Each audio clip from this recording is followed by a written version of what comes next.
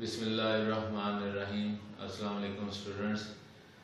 आज हमारा online first lecture है। तो मैंने ये सोचा कि हम चैप्टर नंबर फर्स्ट से स्टार्ट कर लेते हैं, क्योंकि ऑलरेडी क्लास में चैप्टर नंबर 8 से हमने प्रोग्रामिंग स्टार्ट की थी, जो कि चैप्टर नंबर 13 तक हमने कंप्लीट कर ली है। चैप्टर नंबर 14 रहता है। तो मैंने सोचा कि जब इंशाल्लाह आप 11 जनवरी को आएंगे क्लासेस के अंदर, तो हम चैप्टर नंबर 14 उस वक्त कवर कर लेंगे। तो इधर से लेके हम पहले चैप्टर से चलते हैं इसे। और मेन चीज़ आपको इसमें ये एक बताता चलूँ कि इसको जो भी इधर लेक्चर वगैरह दिए जा रहे हैं ऑनलाइन, हो सकता है कि वो दोबारा क्लास के अंदर ना पढ़ाए जाएं, और इसलिए इन्हें अच्छी तरह से पढ़ें, याद करें, इन्हें समझें। अगर कोई प्रॉब्लम वगैरह है तो मैंने क्लास के अंदर आप लोगों को अपना पर्सनल नंबर दिया था, आप उसके ज़रिए मेरे साथ कांटेक्ट कर सकते हैं थ्रू वॉइस मैसेज या टेक्स्ट मैसेज। आपकी जो भी कोई क्यूरी वगैरह होगी इंशाल्लाह उसको सॉल्व किया जाएगा। तो आज हम पहले चैप्टर की तरफ आते हैं। तो पहला चैप्टर डाटा बेसिक्स है, ठीक है। उसमें पहला टॉपिक ये है data, define data and information explain with example. Data और इंफॉर्मेशन क्या होती है और इसे एग्जांपल के साथ एक्सप्लेन करें। आपको काफ़ी मरतबा डाटा और इंफॉर्मेशन की डेफिनेशन में बता चुका हूँ, एक मरतबा फिर बता देता हूँ कि data is a collection of facts and figures related to an object. उसे जो है ना वो हम डाटा कहते हैं। द फैक्ट, जैसे कि raw facts and figures is called data. Basically इसमें बताने वाली बात यह है कि डाटा होता क्या है। क्लास में भी अक्सर इस चीज़ पे डिस्कस हो गई है। आपने फर्स्ट ईयर में भी डाटा और इंफॉर्मेशन का मतलब काफ़ी तफसील से पढ़ा हुआ है। तो फिर बता देता हूँ चलो कि मैं अक्सर आप लोगों को एक एग्जांपल दिया करता हूँ लाइब्रेरी की, कि फॉर एग्जांपल एक रूम है और उसके अंदर कोई 20 लाख के करीब या 20,000 के करीब बुक्स पड़ी हुई हैं, जिसमें बायो की बुक्स हैं, केमिस्ट्री की हैं, उसके अलावा पाक स्टडीज़ की हैं, इसके अलावा दूसरी क्लासेस की भी बुक्स पड़ी हुई हैं, और डेल लगा हुआ है कोई, ठीक है। और आप में से किसी को ये कहा जाता है कि जाएं और जाके इसके अंदर से फर्स्ट ईयर की, या फॉर एग्जाम्पल आप सेकंड ईयर के स्टूडेंट हैं, सेकंड ईयर की आईटी सीरीज की बुक ढूंढ के लेके आए। तो वो अगर आप उस बुक को, जाहिर बात है बुक उसके अंदर पड़ी हुई है, तो आप उस बुक को ढूंढ भी सकते हैं, लेकिन उसके लिए एक बड़ा मुश्किल मरहला है कि हो सकता है वो 20,000 जो बुक्स पड़ी हुई हैं वो एक एक करके सारी बुक्स उठा के पीछे करें, और वो 20,000वीं बुक्स जो है वो सेकंड ईयर आईटी सीरीज की बुक को, तो वो जो उस रूम के अंदर जो कोई डाटा पड़ा हुआ है ना सारे का सारा, उसे बुक्स का, उसे हम डाटा कहते हैं। रॉ फैक्ट्स एंड फिगर, हमें ये पता है कि ये कुछ चीज़ें हैं, बुक्स हैं, इनके अंदर ये चीज़ें हो सकती हैं, ये इधर पड़ी है, इस चीज़ को हम डाटा कहते हैं। और उसके बाद हम इस तरह करते हैं कि उस कमरे के अंदर केबिन्स बनवाते हैं, अलमारियाँ बनवाते हैं। अलमारियाँ बना के एक अलमारी के ऊपर लिख देते हैं ये, इसके अंदर हम बायो की बुक्स रखेंगे, इसके अंदर हम केमिस्ट्री की बुक्स रखेंगे, इसके अंदर हम कंप्यूटर की बुक्स रखेंगे, इसके अंदर हम पाक स्टडीज़ की बुक्स रखेंगे, इसके अंदर हम इस्लामियात की बुक्स रखेंगे, इसके अंदर हम इंग्लिश की बुक्स रखेंगे। अब वो अलमारियाँ बनने के बाद, केबिन बनने के बाद, हमने वहाँ से बुक्स उठानी शुरू की और देखनी शुरू की, अच्छा ये पाक स्टडी की इसे इधर लगा दो, ये कंप्यूटर साइंस की इसे इधर लगा दो। ये जो सारे का सारा इस वक्त अमल हो रहा है ना, इसे हम कहते हैं प्रोसेसिंग, कि प्रोसेसिंग हो रही है। प्रोसेसिंग जैसे ही कंप्लीट होगी, बायो की बुक्स बायो की जगह पे, कंप्यूटर की बुक्स कंप्यूटर की जगह पे सारी जब उधर आ जाएंगी, उसके बाद अगर आपको कहा जाए कि computer second year IT series की बुक आप ढूंढ के लेके आए, तो आपके पास एक यूजफुल इंफॉर्मेशन मौजूद है कि फलां जगह पे जो अलमारी पड़ी हुई है उसके अंदर कंप्यूटर सेकंड ईयर की बुक पड़ी है। इस चीज़ को हम कहते हैं इंफॉर्मेशन।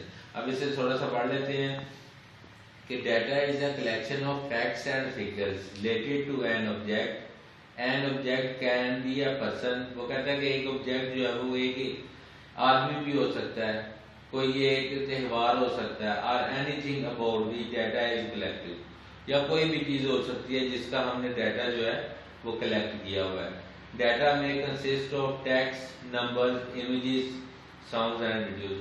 तो कह रहा है कि डाटा जो है मुश्तमिल हो सकता है, टेक्स्ट पे मुश्तमिल हो सकता है, कोई सॉन्ग्स का कलेक्शन हो सकता है, कोई मूवीज का कलेक्शन हो सकता है, कोई पिक्चर्स का कलेक्शन हो सकता है। ये सारे का सारा डाटा ही कहलाता है।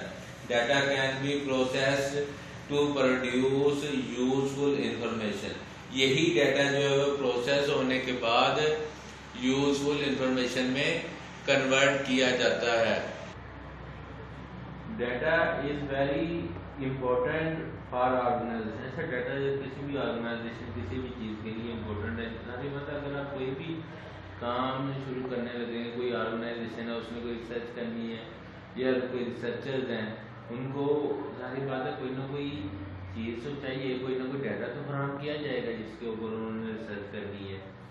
It can be use by a manager to perform effective and successful operation of management। इसी तरह ये कोई मैनेजर है, अगर उसको कोई डाटा उसके मैनेजमेंट के लिहाज से फ्रॉम किया है पर सेंड किया जाए तो वो उस लिहाज से वो अपनी फील्ड में अच्छा परफॉर्म कर सकता है। It provides a view of past activities related to the rise and fall of the organization. हाँ, ये एक बहुत इंपॉर्टेंट चीज़ है कि किसी भी डाटा जो है वो किसी भी ऑर्गेनाइजेशन के लिए इसलिए भी बहुत ज़्यादा इम्पोर्टेंट हो सकता है कि अगर ये प्रोवाइड किया जाए कि पिछले 10 साल में या 20 साल में इस ऑर्गेनाइजेशन ने कितनी मरतबा जो है वो बिजनेस बहुत अच्छा किया, या कितनी मरतबा ऐसे बिजनेस में लॉस हुआ, कितना लॉस हुआ। ये डाटा हेल्पफुल साबित हो सकता है कि कौन कौन सी ऐसी गलतियां थी जिसकी वजह से ऑर्गेनाइजेशन बेहतर परफॉर्म नहीं कर सकी,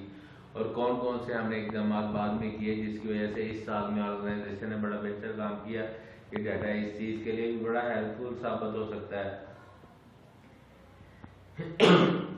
It also enables the organization to make a better decision for future activities। वो यही चीज़ मैं आपको पहले बता चुका हूँ कि इसी डाटा को सामने रखते हुए और सारी चीज़ों को सामने रखते हुए कोई भी ऑर्गेनाइजेशन, कोई फैक्ट्री है, कोई एनजीओ वगैरह है, वो ये चीज़ देख सकती है कि नेक्स्ट हमने किस तरह वर्क करना है जो कि हमारा वर्क इफेक्टिव होगा, या इससे हमें कोई ना कोई अच्छा ये आप लगा लें कि इसके साथ कोई हमारी ऑर्गेनाइजेशन तरक्की करेगी, अच्छा बेनिफिट मिलेगा। अच्छा, इसकी एक एग्जांपल वैसे तो मैंने लाइब्रेरी की दे दी है, जो आपकी बुक के अंदर एग्जांपल है उसे भी ज़रा देख लेते हैं। The data of a student may consist of roll number, student name, father name, marks of different subjects. The purpose of collecting this data is to maintain the record of the student during the study period। ठीक है कि data क्या है कि जिसमें student का roll number आ जाता है, उसका फादर नेम है, उसके मार्क्स हैं डिफरेंट सब्जेक्ट्स के। अब आ जाते हैं इंफॉर्मेशन की तरफ। इंफॉर्मेशन की डेफिनेशन वही थी, processed data is called information, कि जो प्रोसेस्ड डाटा होता है उसे हम इंफॉर्मेशन कहते हैं। अच्छा, तो हम इंफॉर्मेशन के बता रहा था मैं कि जो प्रोसेस्ड डाटा होता है ना उसे हम इंफॉर्मेशन कहते हैं। इसके मतलब आप लाइब्रेरी की एग्जांपल तो ऑलरेडी मैं आप लोगों को दे चुका हूँ कि जब वो कैबन्स वगैरह बन जाते हैं और उस पर लिखा होगा कि ये कंप्यूटर का है, ये फिजिक्स का है, ये केमिस्ट्री का है, तो आपको कहा जाएगा ये फिजिक्स की कोई फॉर एग्जाम्पल बुक ढूंढ के लेके आए, तो आपको पता है कि वहाँ पड़ी हुई है, ये इसको इन्फॉर्मेशन कहते हैं। आप बुक के ऊपर आ जाते हैं कि इन्फॉर्मेशन की एग्जाम्पल क्या है। The data of the student can be processed to produce useful information such as total marks and grades of the student. कि पहले डाटा पड़ा हुआ था, क्या था कि स्टूडेंट के डिफरेंट सब्जेक्ट्स में मार्क्स पड़े हुए थे, उनको क्या किया, प्रोसेस किया, और प्रोसेस करने के बाद हमें पता चल गया कि अच्छा फर्स्ट ईयर में या मैट्रिक में या BS में या MSc में या एमफिल में स्टूडेंट्स के नेट टोटल कितने कितने मार्क्स आउट ऑफ लिए हुए हैं, कि उसका क्या CGPA बनता है या क्या ग्रेड बनता है। ये एक हमारे पास इंफॉर्मेशन आ गई है जो कि आउटपुट की सूरत में हमारे पास है।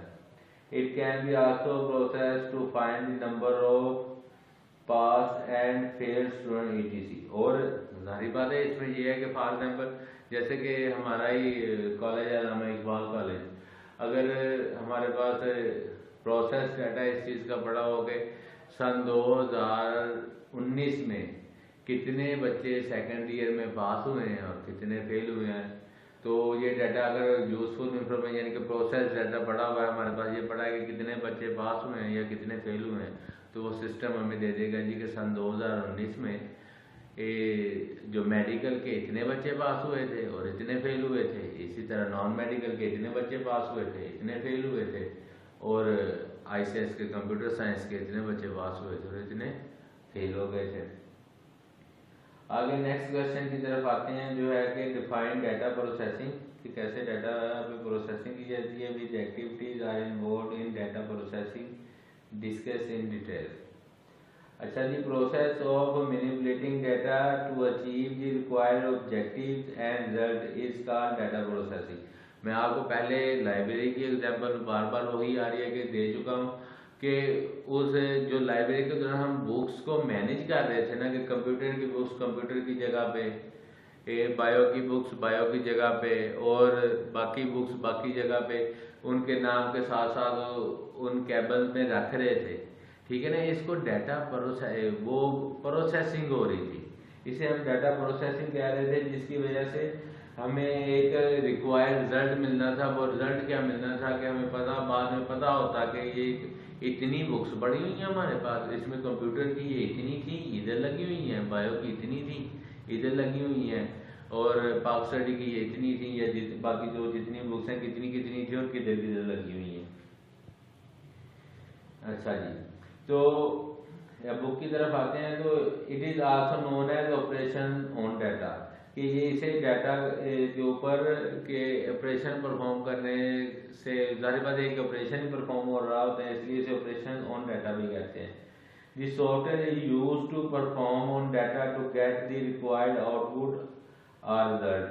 जो The software is used to process data and convert into the meaningful information। Software जो है वो एक डाटा को यूज करते हैं, उसको प्रोसेस करते हैं और एक मीनिंगफुल इंफॉर्मेशन में हमें आउटपुट दे देते हैं। A series of actions or operations are performed on data to get required output or result। अच्छा जी, आगे आ गई हैं एक्टिविटीज इन डाटा प्रोसेसिंग के। डाटा प्रोसेसिंग की डिफरेंट एक्टिविटीज हैं, जिनमें सबसे पहले है डाटा कैप्चरिंग, दूसरी है डाटा मैनिपुलेशन और तीसरी है डाटा मैनेजिंग आउटपुट रिजल्ट्स। आगे जी पहले आ गई data capturing. The process of recording the data in some form is called data capturing. अच्छा, इसमें वो ये कह रहा है कि ऐसा तरीकाकार जिसमें हम डाटा को रिकॉर्ड करते हैं किसी भी चीज़ के लिए, ठीक है ना, इसको हम डाटा कैप्चरिंग कहेंगे। Data is captured before it can be process. Data को हम हासिल करते हैं प्रोसेस करने से पहले। डाटा में be recorded on source documents. Data जो है तो वो किसी न किसी डॉक्यूमेंट्स के लिए भी हो सकता है। Data can also be given directly to the computer through input devices, और ये डायरेक्टली इनपुट डिवाइसेस से भी गैदर किया जा सकता है। सेकंड आ जाता है data manipulation. The process of applying different operation on data is called data manipulation. वो जो डाटा हमने गैदर किया था ना, उस पर हम उसको अब प्रोसेस करने के लिए, एग्जीक्यूट करने के लिए, ताकि वो एक मीनिंगफुल इंफॉर्मेशन में कन्वर्ट हो जाए, जो जो ऑपरेशन हम उस पर अप्लाई करते हैं उसे हम डाटा मैनिपुलेशन कहते हैं। उनमें सबसे पहले है classifying. A process of organizing data into classes or groups is called classifying। इस प्रोसेस में क्या है कि हम डाटा को कुछ क्लासेस में या ग्रुप्स में डिवाइड कर देते हैं, ताकि इस पे प्रोसेसिंग करनी है हमारे लिए आसान हो जाए। फॉर एग्जांपल हम इस तरह कर लेते हैं कि एक कॉलेज है, जैसे कि अपने कॉलेज की एक एग्जांपल ले लेते हैं कि हम उसमें डाटा को दो हिस्सों में तकसीम कर देते हैं। एक हिस्सा क्या है कि जी ये स्टूडेंट्स का डाटा है और ये टीचर का डाटा है, टीचर्स का डाटा है। अब बुक की तरफ, बुक में जो एग्जांपल दी उसकी तरफ आते हैं कि data in a college can be classified into groups. The data of student में be one group, the data of teacher. जी आप लोगों को मैंने अभी बताया कि टीचर्स का डाटा जो है वो दूसरे ग्रुप में रख दिया जाएगा। उसके बाद आ गया कैलकुलेशन। कैलकुलेशन में क्या है कि वो ग्रुप्स में तो हमने टीचर्स का और स्टूडेंट्स का डाटा कर दिया। अब कॉलेज के अंदर कितने स्टूडेंट्स हैं, उसमें मेडिकल के कितने स्टूडेंट्स हैं, उसमें कंप्यूटर कितने स्टूडेंट्स पढ़ते हैं, उसमें नॉन मेडिकल के कितने स्टूडेंट हैं। इस तरह टीचर्स पे आ जाएगा कि कॉलेज के अंदर कितने टीचर्स हैं। Sorry, the process of applying arithmetic operation on data is called calculation. के जो अरिथमेटिक ऑपरेशन इन डाटा, इस डाटा के ऊपर अप्लाई किया जाएगा किसी भी किस्म का, उसे हम डाटा कैलकुलेशन कहेंगे। The common calculation are addition, subtraction, multiplication and division. For example the total marks of students are calculated to find the grade. Book में जो आपके एग्जाम्पल वो यही है कि जितने भी स्टूडेंट्स हैं उनके टोटल मार्क्स कितने हैं, ताकि पता चले कि जी कौन कौन से इनके ग्रेड्स बनते हैं। उसके बाद है sorting. Sorting the process of arranging data in a logical sequence is called sorting. अच्छा, सॉर्टिंग इस तरह है कि सॉर्टिंग बाय नेम हो सकती है, यानी कि फॉर एग्जांपल जिनका नाम ए से शुरू होता है वो बच्चे पहले आ जाएं, और ए उसके बाद बी, फिर सी, या सो एंड सी तक, ये भी सॉर्टिंग है।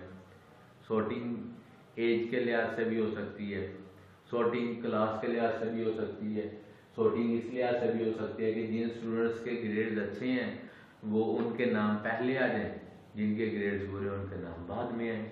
सॉर्टिंग मार्क्स के लिहाज से भी हो सकती है कि जिन बच्चों के मार्क्स अच्छे हैं उनके नाम पहले हैं, जिनके मार्क्स अच्छे नहीं हैं उनके नाम बाद में है। तो the process of arranging data in logical sequence is called sorting. The data can be stored numerically और अल्फाबेटिकली। यही बात कर रहा हूँ कि इसमें डाटा जो न्यूमेरिकली भी और अल्फाबेटिकली बाय नेम ABC की सूरत में या 1 2 3 की सूरत में स्टोर किया जा सकता है। For example the names of students can be stored according to the obtain marks. के स्टूडेंट्स के नाम इस तरह सेव किए जाएं कि इस सीक्वेंस से आए कि जिसके मार्क्स सबसे ज्यादा हैं वो पहले नंबर पे, जिसके मार्क्स उससे कम है वो दूसरे पे, जिसके मार्क्स उससे कम है वो तीसरे पे। नेक्स्ट आ गया है summarizing. The process of reducing a large amount of data in a more concise and unable form is called summarizing. For example the data of the student in a class can be summarized to show the number of pass and fail students. कि इस चीज में आ जाएगा जी एक class के अंदर कितने students हैं जो कि पास हुए हैं और कितने स्टूडेंट्स हैं जो कि फेल हो गए हैं। आगे आ गया जी मैनेजिंग आउटपुट रिजल्ट्स।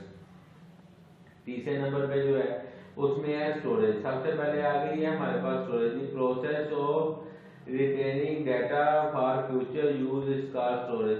सारी बात है कि हमने इनपुट कर ली, प्रोसेस कर लिया, उसके बाद आउटपुट आ गई हमारे पास और आउटपुट रिजल्ट आ रहा है। उस रिजल्ट को सारी बात है फर्दर यूज के लिए हमने कहीं ना कहीं स्टोर करना है, उसे हम हार्ड डिस्क में या किसी और शक्ल में उसको स्टोर करेंगे। Different storage medium are used to store data such as hard disk and tape etc। For example student data is got on the hard disk. ए हार्ड डिस्क में प्रिंट आउट के जरिए किसी न किसी जरिए से हम इस डाटा को स्टोर करेंगे। रिट्रीवर जो हार्ड डिस्क के अंदर डाटा पड़ा हुआ है, जब कभी भी हमें चाहिए होगा हम उस हार्ड डिस्क के जरिए से डाटा को फैच कर सकते हैं और उसका प्रिंट आउट ले सकते हैं और हार्ड कॉपी के जरिए उसकी इंफॉर्मेशन हासिल कर सकते हैं। तो the process of sending to fetch to store data is called data retrieval. The data can be retrieved as and when required the retrieved data can be displayed in different forms such as reports, graphs and charts वगैरह। For example हम कहते हैं जी कि सन 2019 का में student जितने भी पास और फेल हुए हैं ना, उसका एक ग्राफ दे दें हमें, या 2001 से लेके 2019 तक क्या ग्राफ रहा है हमारे स्टडी का। तो वो सारे बात जो डाटा हमारे पास स्टोर पड़ा, उस डाटा को देखते हुए एक वो ग्राफ बन जाएगा। इस तरह कोई रिपोर्ट या कोई आउटपुट वगैरह। और communication at the process of transferring data from one location to another is called data communication. इसकी सबसे बड़ी एग्जांपल ये जो आपको ऑनलाइन लेक्चर्स वगैरह दे रहे हैं, ये कम्युनिकेशन की सबसे बड़ी एग्जांपल है कि हम इधर से डाटा रिकॉर्ड करके लेक्चर आपको सेंड करते हैं और आप बाद में इसको देखते तो मेरे ख्याल में नहीं होंगे, लेकिन फिर भी हम उम्मीद करते हैं कि इंशाल्लाह आप इसे देखते होंगे। ये कम्युनिकेशन है। उसके बाद है reproduction. The process of कॉपिंग and duplicating data is called reproduction. यानी कि ये जो ऑलरेडी ऑनलाइन हम लेक्चर्स वगैरह रिकॉर्ड कर रहे हैं, इसकी बात है मेरे पास ये कॉपी पड़ी हुई है, फिर इधर से कॉपी करके उधर आपके कॉलेज में भेज दी जाती है और आपके कॉलेज वाले बाद में इसे अपलोड कर देते हैं, और अगर आप भी चाहें तो इसकी कॉपी रख सकते हैं, ठीक है ना। इसको डुप्लीकेशन इसकी हो सकती है। तो ये आज हमने सारा ये पढ़ा है, जिसके अंदर डाटा इंफॉर्मेशन है और डाटा को कैसे मैनेज किया जाता है, प्रोसेस है इसका सारा। ये आपने इसमें से मैक्सिमम चीज़ें जो है वो फर्स्ट ईयर में पढ़ी हुई थी। तो मेन चीज़ आपको ये बताता जाऊँ कि इसे अच्छी तरह से लेक्चर्स को सुना करें, और ये जो चीज़ें आपको बता रहा हूँ इसे पढ़ा करें, और मेन चीज़ याद किया करें। बार बार ये चीज़ बता रहा हूँ कि हो सकता है कि बाद में ये रिपीट ना हो, इसलिए आपके टेस्ट वगैरह भी ऑनलाइन लिए जाएंगे, उन टेस्ट की भी तैयारी करें। और अब नेक्स्ट लेक्चर में इंशाल्लाह आपको नेक्स्ट टॉपिक के साथ में आऊँगा। आज के लिए सिर्फ इतना ही था, और अल्लाह हाफिज़।